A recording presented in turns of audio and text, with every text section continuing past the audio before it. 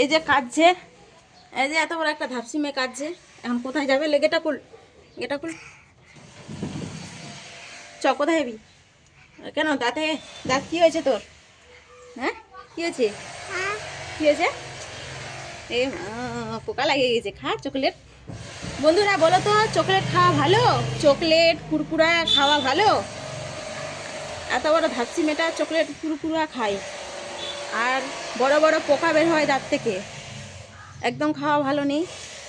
তো দেখছো বাইরে আসলাম, এখন বাইরে কোথায় যে যাবো ঘুরতে কে জানে।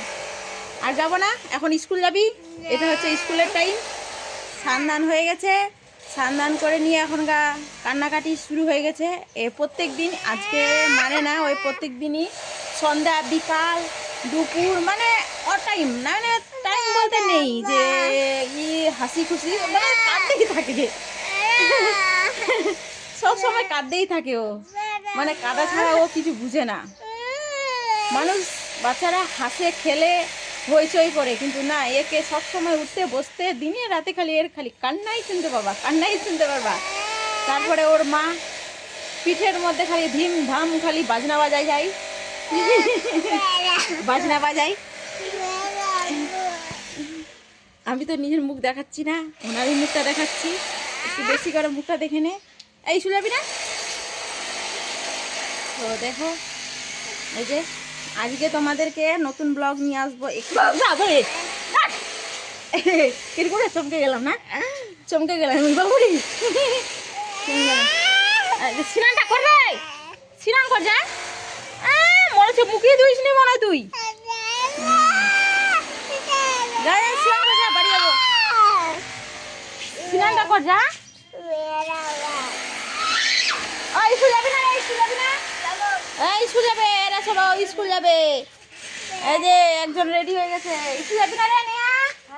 হ্যাঁ, স্নান হয়ে গেছে, স্নান হয়ে গেছে। হ্যাঁ, স্নান হয়নি এদের।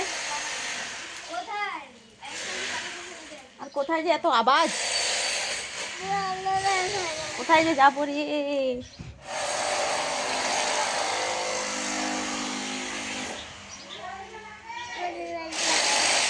কারো বাড়ি যাওয়া যাবে না। ওই ছেলে, ওই স্কুল যাবি না?